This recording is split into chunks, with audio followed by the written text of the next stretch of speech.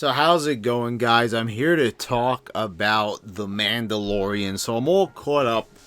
I just subscribed to Disney Plus just yesterday. Last night I watched all 4 episodes.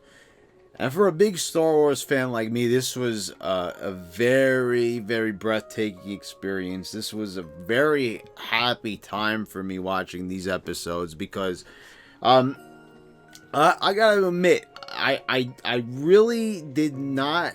I haven't been enthralled in any Star Wars television as yet. The animated shows such as Rebels and Clone Wars, they really weren't doing it for me, to tell you the truth. I like the old Clone Wars that was made by the makers of Samurai Jack. If anyone can remember those from 2004, 2005. Those were great masterworks for animation and Star Wars animation. But like I haven't really ever gotten into the Star Wars animated shows. So Star Wars TV for me has been pretty much non-existent, aside from me, sampling those shows on Netflix. And Clone Wars, I understand there are some episodes like in the later seasons, like with the return of Darth Maul and everything, but as a whole, the show doesn't really capture my interest. It doesn't have the same pizzazz as the movies. And there hasn't really been anything that's really been able to capture the magic of those movies. And when it comes to any Star Wars movies, I'm basically a fan of it. Which is also why it shocked me to learn that the director for The Mandalorian, Dave Filoni, is actually the director for Star Wars: The Clone Wars, and actually the movie Star Wars: The Clone Wars, which I actually did like. I only saw it once in theaters when it came out in 2008. The movie flopped by Star Wars standards, at least. But I enjoyed it for what it was, and probably because it was the first of its kind, the first ever Star Wars CGI cartoon. And Dave Filoni's also worked on some other shows. He was also the director for the first season of Avatar. So this guy has quite a bit under his belt, but really mostly for animation.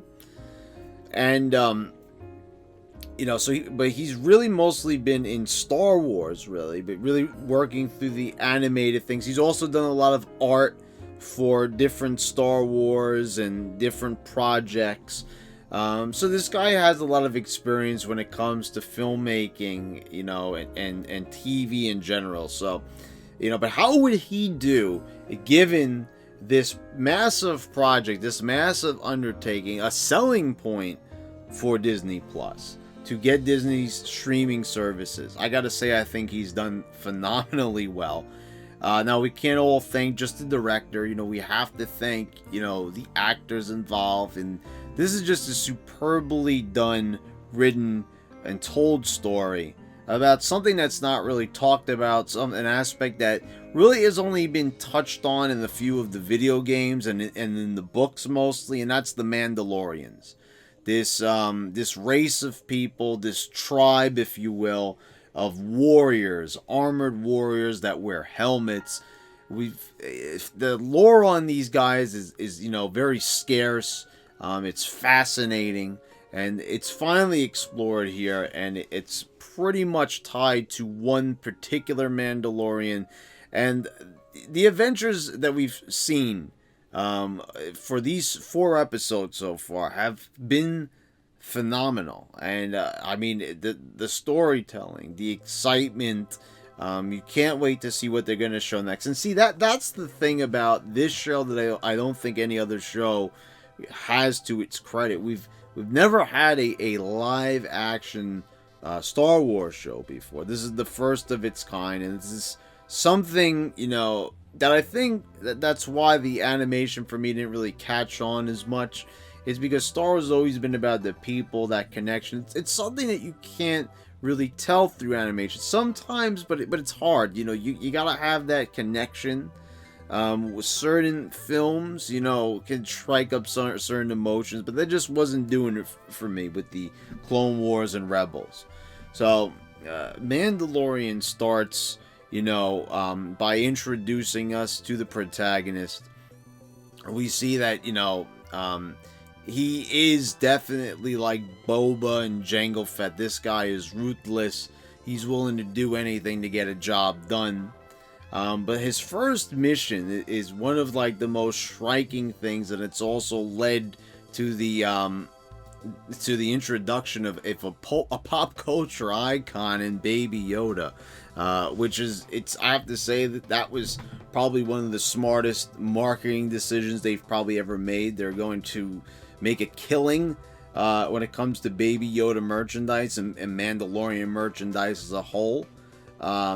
This is also, one of the most fascinating things, because we haven't really seen another Yoda. We've seen it like in the games they've shown. We don't know anything about Yoda's race, but now we finally see a young baby that obviously it's being called Baby Yoda, but it's not Yoda. It's impossible for it to be Yoda, because as of this show taking place, Yoda has already died. He's already become one with the Force. He's already passed on.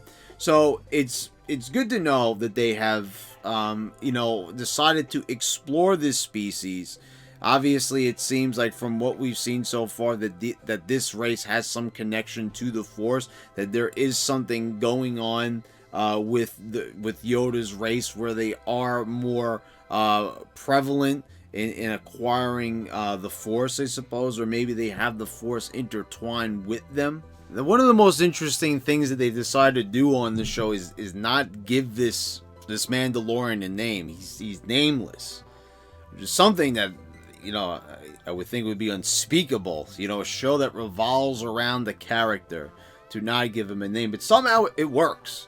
I guess when it comes to these little details that we're all hung up on and kind of expect in shows and movies, that we don't realize that that's not really neither here nor there. So this was a pretty striking collection of episodes here, and especially where it really started to catch on was kind of episode 2. I kind of love this scene where he takes the bounty to go find that Baby Yoda, makes his way into the base, gets Yoda, brings him back. It turns out that it's Imperials that are after this thing, and he asked them, like, what do you want it for? What are you gonna do to it? They basically tell him it's none of his business. So he takes the money, he gets on his ship, he's ready to blast off and move on, but he stops himself. He's ready to move on to his next job, but he stops himself. He goes back, blasts his way through their hideout, gets the Baby Yoda back, brings it to safety. He learns that they're like draining it, I guess, of its Force power. And now he's got all the bounty hunters after him. And the thing that I like all about this is it's very simple. They don't go like over the top. There's not like, dazzling special effects and all these things. Remember, there's no Jedis, there's no lightsabers, there's no Darth Vader, there's no Sith. There's none of the normal tropes of Star Wars. That is all put on the sidelines, because what we're getting here is kind of what we're promised: an old, style, Western style action adventure. There's a decent amount of comedy. As many times as I look at that baby Yoda, I can't get over it. And I like just how everything is shot. I also love the music. This oh my god. The music is beautiful. It's not John Williams. It's what's the guy's name? It's Ludwig. I can never pronounce his last name probably properly unless someone does it for me. Maybe you could help me out with that in the comments and properly pronounce the last name of the composer. But he does such a phenomenal job, and I love the musical cues. I love how every single time he's on screen, the Mandalorian, you hear that old style samurai musical cue, the woo, like that. Just that fits so well. And I love this about, we're going to be moving from planet to planet. The Mandalorian has to keep on the move because all the bounty hunters are after him. He's turned on the guild.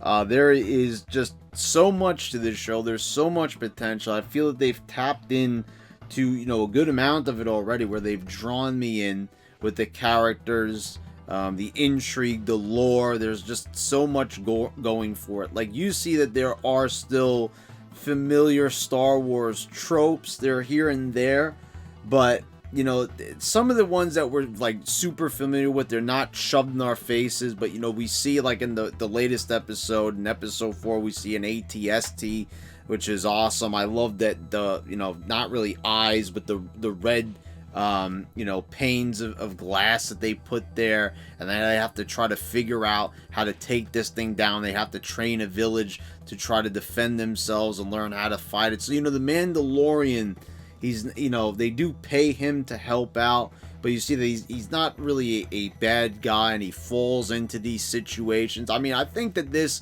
is going to be a lot of fun.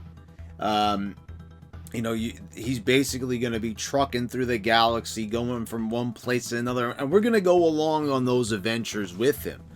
So with that in mind, I mean, this is a very exciting series. I mean, we're going to go to a lot of different planets. We're going to meet a lot of different races of different aliens. We're probably going to explore. I mean, there's going to be a lot of different things, like Greedo's race, the Rhodians, and you see that there's a lot of potential here of things that they could do, like Twi'leks and stuff like that. Just think about how many different planets that they could send the Mandalorian to.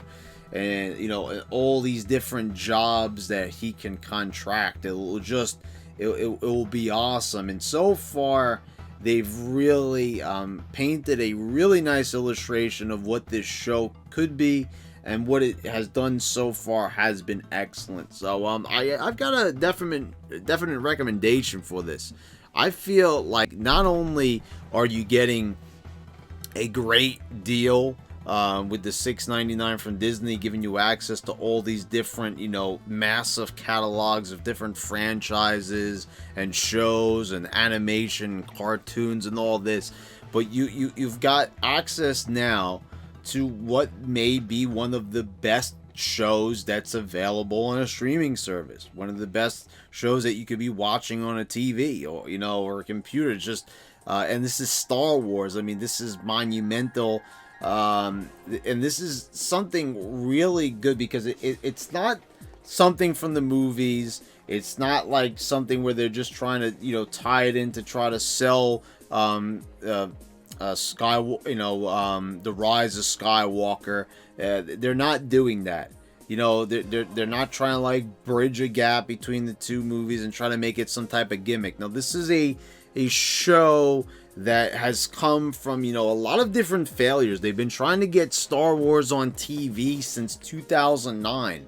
They wanted a live action show, and so far they've only done cartoons, and like I said, they really haven't worked out for me, and I'm sure with many other people, because I've never seen a reaction to Rebels or Clone Wars the way it is now. I mean, this has become like an internet phenomenon. Like, people are really showing on social media that they're enjoying this show.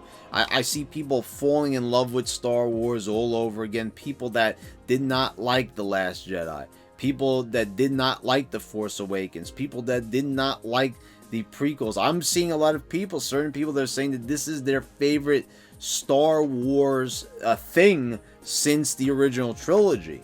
And I don't know if I would go that far, but it's definitely a show that is definitely worth your time, worth your interest. And it's a really thought-provoking show. It's a show that really lets you, take an adventure. Talk about escapism. This is a show that is full-on escapism, and it's definitely something that's definitely a bright spot on the future of Star Wars. Because think about it, even if you don't like The Rise of Skywalker, you can always come back to this. The show's still going to keep going. And judging by the response, they're definitely going to be having a second season. This seems like this is a show that's here to stay. And so far, with a nice, introduction like this. You know, it's a lot of times shows start off slow. Sometimes it takes a little bit of time for them to find their mojo. But no, not with The Mandalorian. They have found the sweet spot already. And as long as they keep hacking away in the direction that they're currently going, I've got a feeling it's going to be a bright future. So guys, let me know what you think down in the comments. Have you seen the show yet? You know, do you feel about it as strongly as I do? If you do, let me know down in the comments. Subscribe if you haven't already. Click the bell so you get all notifications when I post on my new videos. And guys, thank you all for watching. I'll see you next time.